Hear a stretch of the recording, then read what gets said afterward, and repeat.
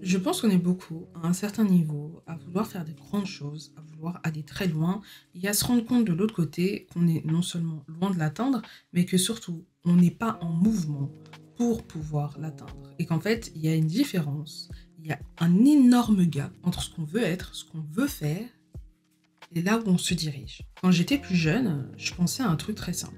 Mon objectif à moi, c'était finir en haut de l'échelle sociale. Et peut-être que j'en suis encore très loin, peut-être. Mais si il n'y avait que ça. Depuis toujours, j'ai été décrit comme une personne ambitieuse. J'ai même été décrit comme une personne inspirante, bien que j'ai vraiment du mal à voir où est-ce que j'inspire les gens. Regardez les vidéos de cette chaîne YouTube et expliquez-moi en quoi je peux inspirer les gens. Et en fait, la finalité, c'est que malgré toutes les façons dont on me décrit, tous les objectifs que je me suis fixés, plus ou moins, bien évidemment, dans ma vie, je ne les ai pas atteints. J'ai voulu être une artiste, ça n'a pas pris.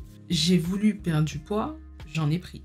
J'ai voulu entreprendre, j'ai entrepris, ça pour le coup c'est une réalité, mais le chemin est encore long. Et plein d'autres choses sur lesquelles je ne vais pas forcément rentrer dans le détail, mais tu vois l'idée. Bon, après comme j'ai dit, il y a des choses que j'ai faites. J'ai voulu voyager, je l'ai fait. J'ai voulu partir en trip en Asie, je l'ai fait. J'ai voulu faire mes études jusqu'au master, je l'ai fait. J'ai voulu avoir mon permis, je l'ai eu. Enfin bref, tout ce genre de choses. On associe souvent les personnes ambitieuses à des personnes qui réussissent, mais surtout qui réussissent les objectifs qu'ils veulent atteindre, justement. Car s'ils veulent atteindre ces objectifs et qu'ils sont ambitieux, ils vont forcément finir par y arriver. Et justement, le fait de ne pas réussir me fait me remettre en question. Est-ce que j'étais vraiment la personne ambitieuse que je pensais être en fait? Est-ce que je me mentais pas à moi-même? En fait, si je devais me référer uniquement à la définition d'ambitieux, je pense que je rentrerais dans la définition. La définition, c'est qui a de l'ambition, désire passionnément réussir. Ça, c'est la définition. Mais du coup, si ça c'est la définition, et que techniquement je rentre dans cette définition, si je désire tant passionnément réussir, pourquoi ça prend pas? Et je pense qu'il y a beaucoup de choses qui rentrent en cause là-dedans, et je pense sincèrement que les réseaux sociaux sont une grosse cause. Bon, je répète beaucoup de causes, mais t'as compris l'idée. C'est-à-dire qu'en fait, aujourd'hui, on se mange la réussite des autres, mais on se la bouffe, mais à un point inimaginable. Tu vas voir des gens monter des boîtes qui valent des millions, tu vas voir des gens te montrer leur vie d'influenceur, de créateur, machin, et que c'est incroyable. Et là même, parce que j'avoue que je vais plutôt sur la partie des gens qui ont de l'argent et tout, et même d'un autre côté, tu vas voir une personne faire du sport et elle va être, je sais pas, aussi souple que toi tu le veux, elle va avoir le corps que tu veux, elle va manger comme t'aimerais manger, mais toi t'arrives pas parce que bah, peut-être que tu as des addictions, l'addiction au sucre par exemple, c'est tout con, hein, mais on est beaucoup à l'avoir. Peut-être qu'elle va t'inspirer parce que elle a voyagé dans certains endroits et elle a appris beaucoup de choses. T'aimerais faire pareil, mais tu peux pas pour X ou Y raison. Peut-être qu'elle a fait les études que tu veux, mais que tu peux pas avoir. Peut-être qu'elle a le taf que tu as envie d'avoir. Peut-être juste que la personne, elle a un mec, et que toi tu as envie d'avoir un mec, et que t'en as pas. Ou peut-être qu'elle a un certain type de mec, et que toi tu as un mec, mais au fond de toi, t'as pas envie d'avoir ce mec, t'aimerais avoir un mec comme elle. Tu vois, c'est pas encore forcément que ce truc d'ambition, de réussir et tout machin. Tu peux être ambitieux sur plein de sujets. Par exemple, tu peux vouloir avoir une grande famille et tu l'as pas, et tu vas suivre une personne qui a une grande famille. Et c'est ton ambition personnelle. Et du coup, les réseaux sociaux, ça vient mettre vraiment l'accent sur la réussite des autres. Et du coup, toi, tu peux te remettre en question. La vérité aussi, c'est qu'ils nous mettent en avant leur réussite, mais sans forcément mettre en avant leur galère. Il y a très peu de personnes qui mettent en avant leur galère.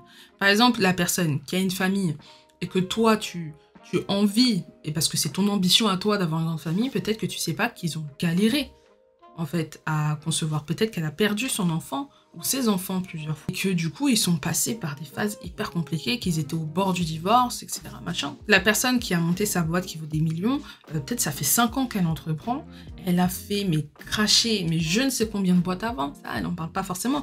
Il va juste te montrer qu'il a réussi en 30 jours. Il n'a pas réussi en 30 jours, il a réussi en 5 ans. C'est juste qu'il a monté cette boîte-là il y a 30 jours. C'est ça le truc, en fait. Et c'est assez tricky. Parce que on est face en fait à certaines personnes qui mettent en avant en fait un certain moment de leur vie, mais pas toute leur vie. Et là encore, c'est normal. Il ne faut pas tout montrer sur internet non plus. Et surtout aussi, on a des personnes de plus en plus jeunes qui s'exposent et qui montrent qu'ils ont réussi.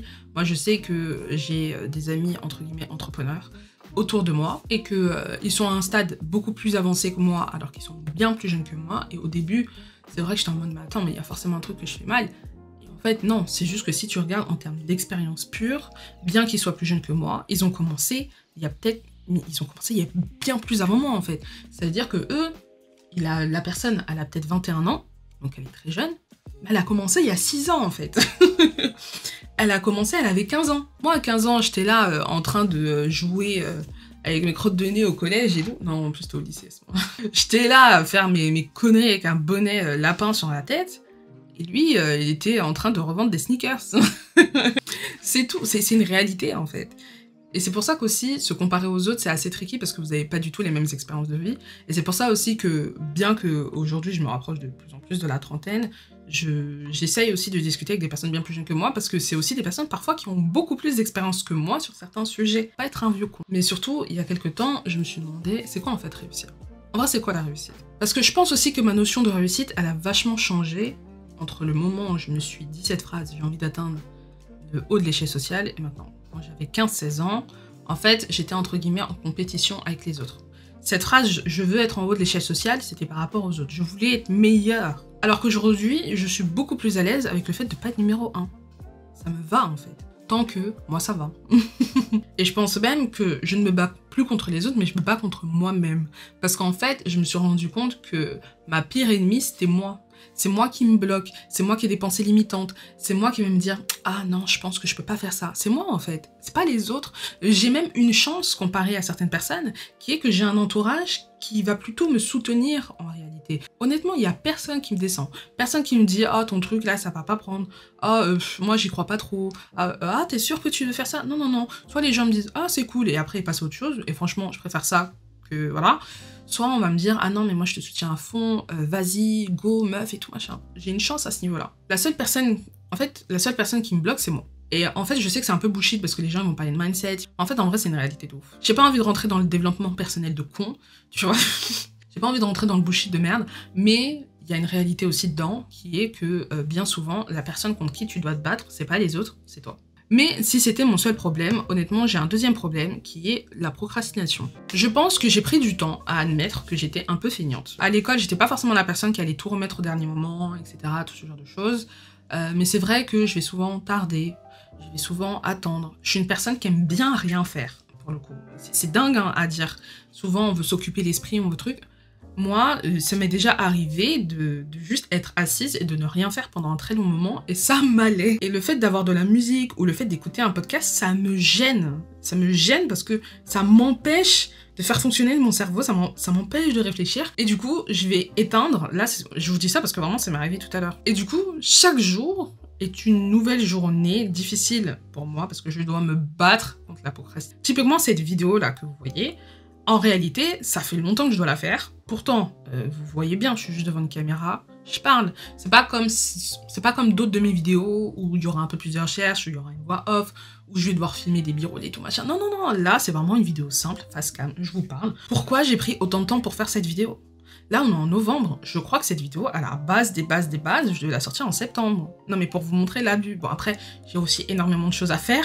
Mais justement, comme je procrastine aussi sur ces autres choses à faire, bah après, ça devient urgent. Et cette vidéo, ben, ça passe en second plan parce que c'est pas prioritaire sur ma liste de tâches. Et donc, forcément, bah, à chaque fois que je recule les choses, ben, en fait, mon objectif recule aussi. C'est con à dire parce que, bah, en fait, c'est des choses que tu dois faire. Mais aussi, il y a toujours, voilà, cette histoire de comparaison où tu vois les gens dire « Ouais, grind, ouais, je me suis levé à 5h du matin, ou je me suis couché à 3h du matin, et on travaille, on fait ci, on fait ça, machin, et on y revient. » C'est très frustrant quand t'as ce truc où tu es ambitieux, en fait, n'atteins pas, parce qu'en fait, tu ne fais pas les choses. Et j'écoutais, vite fait, parce que j'ai pas écouté jusqu'à la fin, j'avais écouté le podcast Sans Permission, et c'était un épisode avec Mathias, donc. Et à un moment, il parlait de son business. Je crois qu'il avait monté un business avec un ami, mais qu'au final, ils s'étaient séparés et tout machin.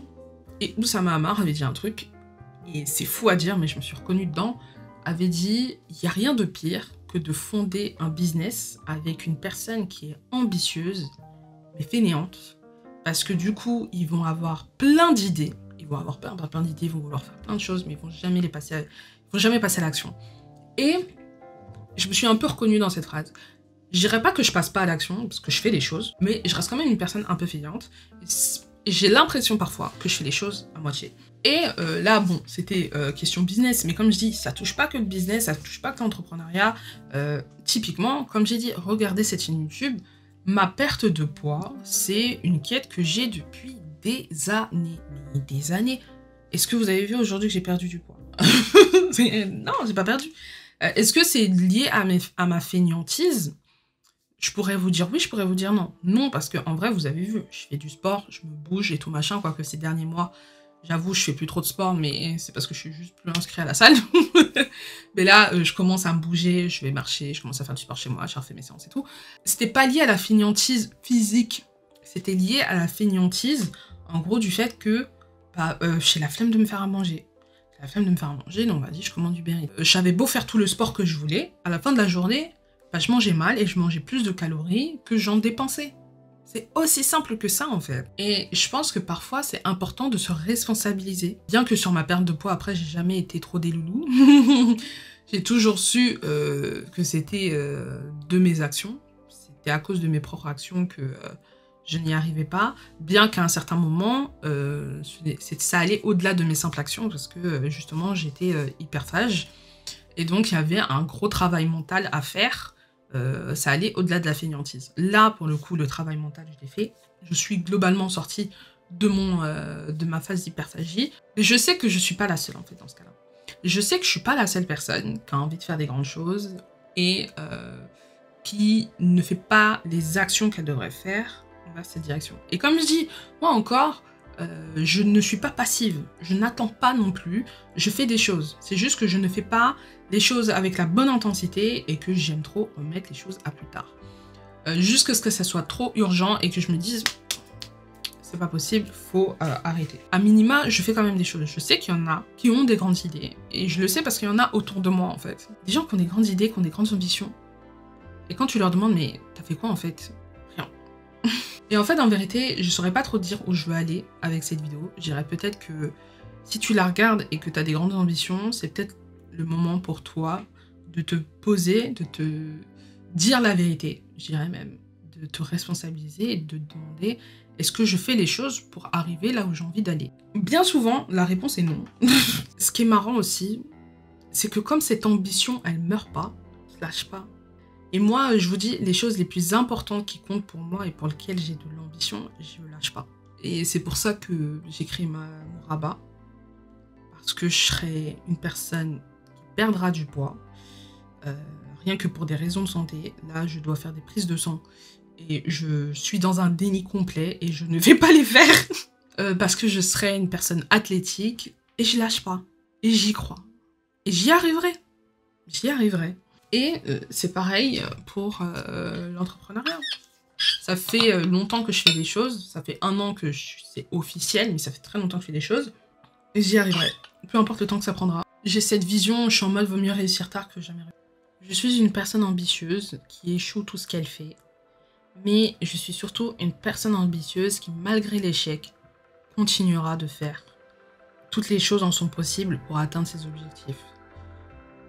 Continuera. Peut-être que je suis délusionnelle, peut-être que je suis des loulous, peut-être que je suis dans une désillusion pas possible, mais je peux pas me dire que je n'aurais pas essayé, je peux pas me dire que j'aurais pas tout donné en fait. C'est pas dans mon motto, c'est pas dans ma vision.